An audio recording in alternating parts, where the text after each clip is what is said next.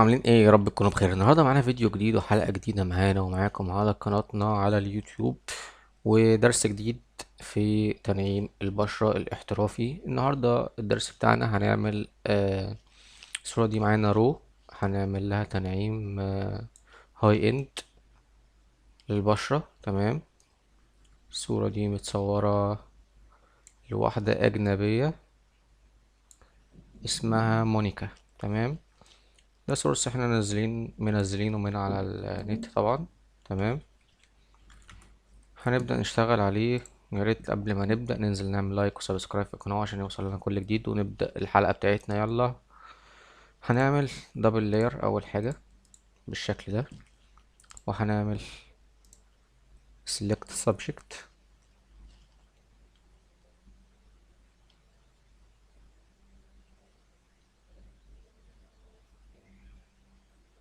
بالشكل ده. تمام. وهنعمل كده.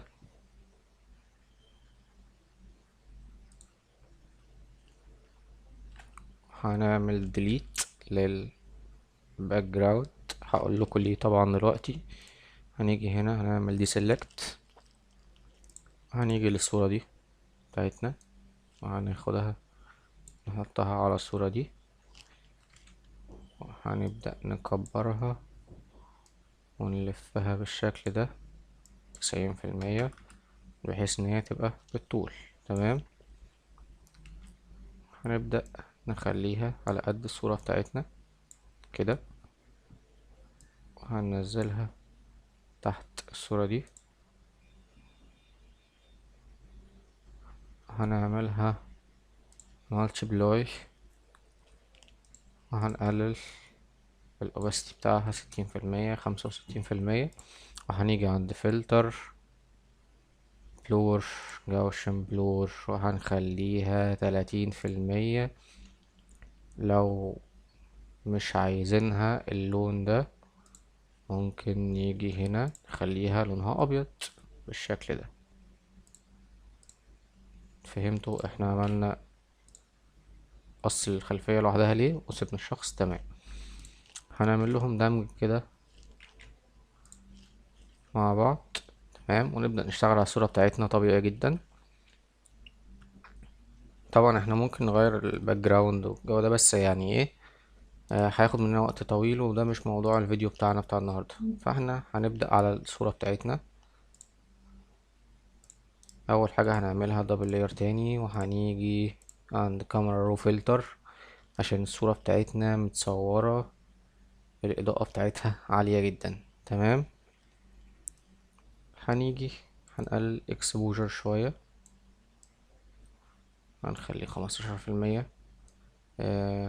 كونتراست هنرفعها نخليها موجب 8.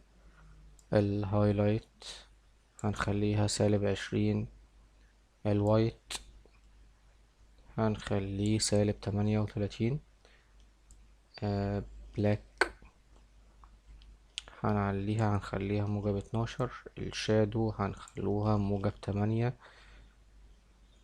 هنيجي عند الاكسبوجر ممكن نقللها شوية نخليها 20 بالشكل ده. تمام.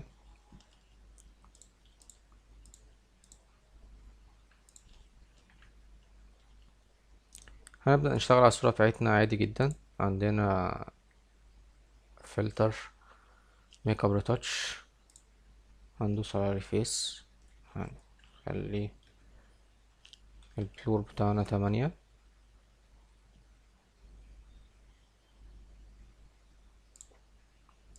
هنبدأ نعمل ريتاتش عادي جدا. هنقرب طبعا الصورة بتاعتنا كده بالشكل ده. نقفل ده كده قبل ما نبدأ. هنيجي عند الأداة التنعيم بتاعتنا هنصغرها وهنكبر كده معانا، وهنبدأ نشتغل في التنعيم واحدة واحدة. تمام. طبعا في حبوب وفي حاجات كتير في البشرة عايزين نشيلها الأول.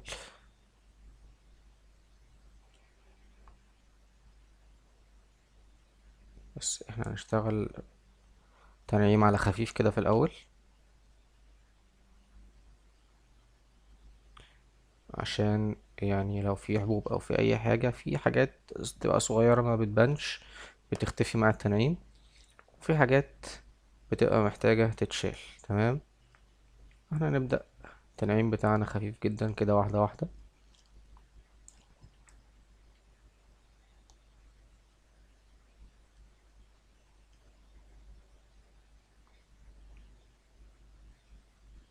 بص، يعني في حاجة شبه دي كده علامة مش هتختفي معانا طبعا مع التنعيم، لازم نبقى نشيلها.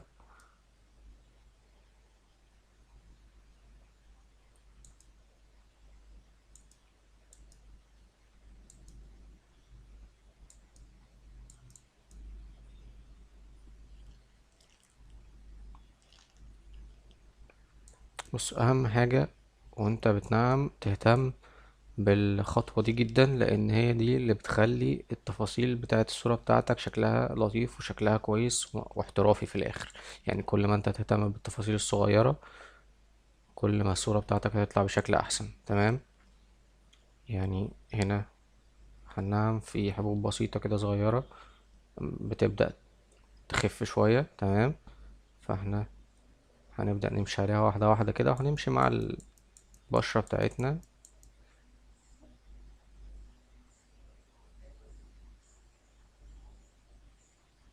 بالشكل دوت. تمام.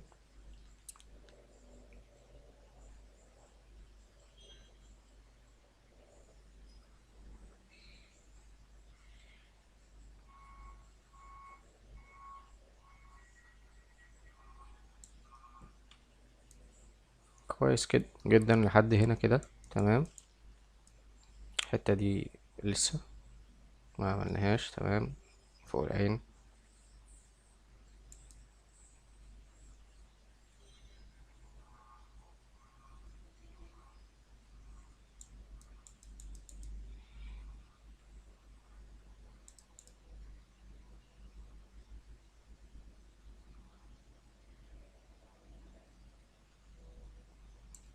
اكيد طبعا في يعني تغيير ملحوظ جدا باين معاكو.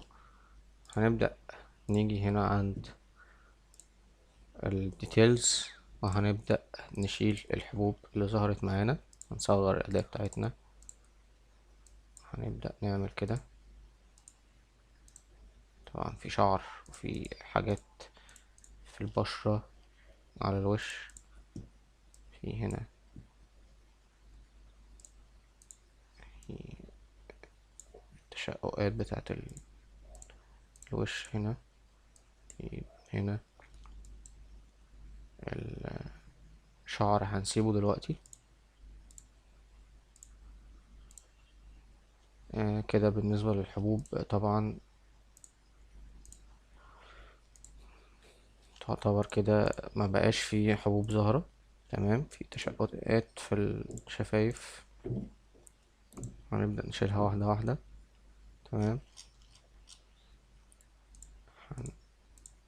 هنلاقي هنا برضو في شوية حاجات بسيطة في البشرة،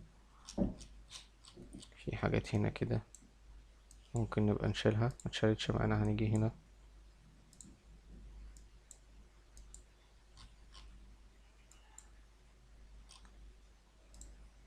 ما اتشالتش معانا، هنبدأ ان احنا ايه بعد ما نخلص نبقى نشيلها يعني، او هنيجي في التنعيم بعد ما اشيل، عشان هما معمول كذا غير فوق بعض.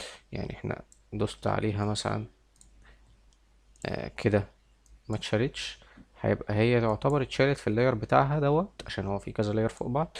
فاحنا هنيجي في اللاير ده لما ننعم هتبدأ تختفي معانا بالشكل ده كده. تمام. زي ما انتم ملاحظين كده وشايفين، دي برضو طبعا كده اهو. كل ده حاجات بسيطة. تمام. هنرجع للبشرة بتاعتنا، نقرب كده، هنلاقي الشعر. نصغر الأداة بتاعتنا كده 12. هنبدأ نشيل الشعر بالشكل ده.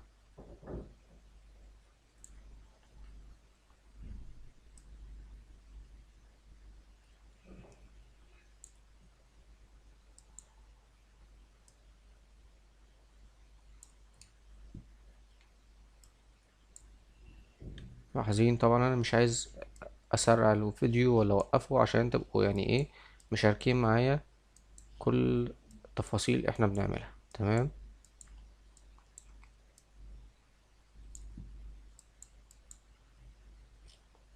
في هنا شعر بسيط، شعر داخل على العين. طبعا هنحاول ان احنا ايه نشيله بكل بساطة كده واحدة واحدة عشان ايه مفيش حاجة تبوظ معانا.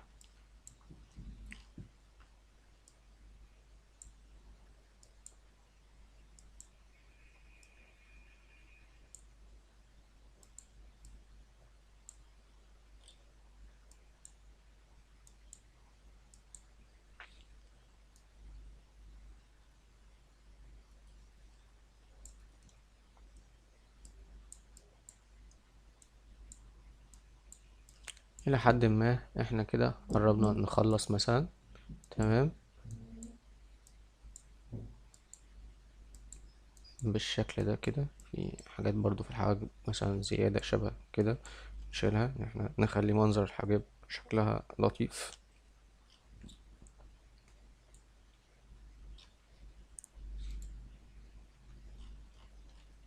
تمام جدا. احنا كده يعتبر شلنا كل الحاجات اللي في البشرة.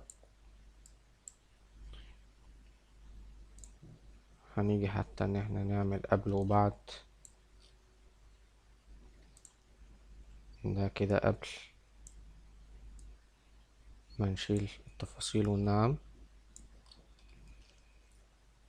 ده كده بعد، قبل وبعد.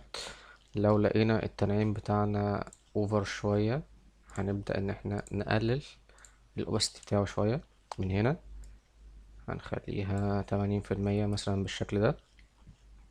طبعا مش هنقلل كله مع بعض لان احنا لو قللنا هنا هنلاقي الشعر بدأ يبان تاني. يعني احنا لو عملنا كده هنلاقي كل الحاجات دي بدأت تبان تاني. فاحنا هنقلل اللاير بتاعة التنعيم فقط. تمام. مثلا احنا كده يعتبر ان احنا خلصنا الوش. طبعا في حاجات هنا بره بقى شعر وتفاصيل في الخلفية والحاجات دي احنا مش هنعملها لان الفيديو كده هيبقى طويل جدا عليكم. وطبعا باقي الجسم لو عملناه طبعا هيطول، بس ممكن نشتغل عليه لو حابين يعني. هنبدأ نشتغل كده.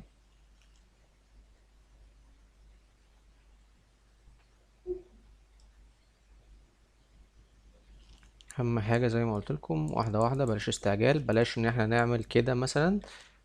يعني ايه عشان ما نسيحش التفاصيل كلها على بعض. هنشتغل واحدة واحدة.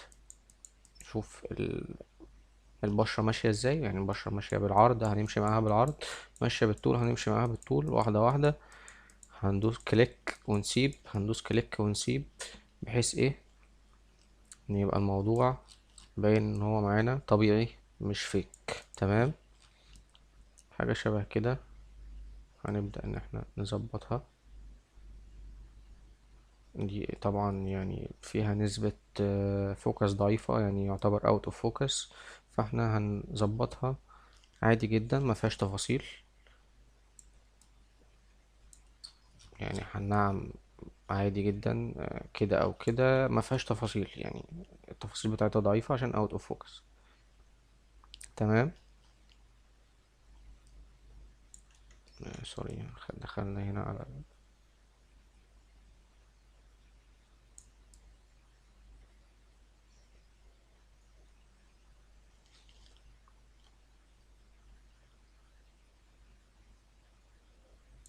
طبعا انتوا شايفين ان مفيش حاجة بتحصل لان هي اوت اوف فوكس ما فيهاش تفاصيل اصلا. يعني هي اساسا اللي احنا بنعمله ده ان احنا بندمج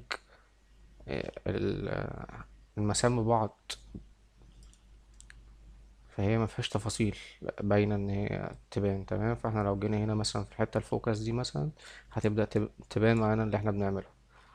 احنا هخلص طبعا واوريكم احنا عملنا ايه قبل وبعد. تمام.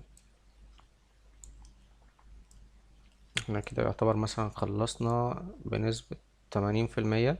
تمام. مش عايز اعملها بنسبة 100% عشان ايه ما اطولش عليكم. هنبص كده قبل وبعد، قبل وبعد. طبعا انتوا شايفين ان في اختلاف. تمام. هنبدأ نعمل دمج عادي جدا لللاير بتاعتنا كلها مع بعض. تمام. كده ناقص لنا ان احنا نعمل شرب للصورة بتاعتنا والالوان بتاعتنا العادية بتاعت الصورة عشان تبقى باينة ان هي احترافية. تمام. كل اللي علينا ان احنا هنعمل دبل لاير تاني. هنيجي عند فلتر، في هنا حاجة اسمها شارب، هنيجي ندوس على شاربن مور بالشكل ده وهنقرب. هنلاقي الصورة بتاعتنا التفاصيل بتاعتها ده كده قبل الشارب. الصورة كانت كده، عملنا الشارب بتاعنا لو ملاحظين باين عندكم كده اهو عشان نقرب ويبقى يبان اهو كده باين طبعا. تمام. عاوزين تقللوا الشرب مثلا، بتقلل الاوستي بتاعه شوية، عايز تزود ممكن هتعمل دبل لاير تاني منه بالشكل ده. تمام. هتعمل مور شارب كده بس هيبقى اوفر جدا. لو انت عايز تزود هتزود حاجة بسيطة مثلا 30%. تخلص هتعمل لكل دوت هتبدأ تشتغل في ألوان طبيعي جدا بتاعة البشرة. هتيجي عند الوايت وهتبدأ تشتغل طبيعي. اديها اللون الجولد بتاع البشرة العادي. تمام.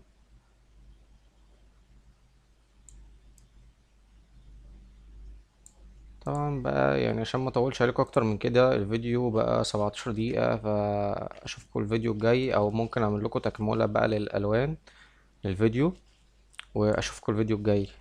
سلام.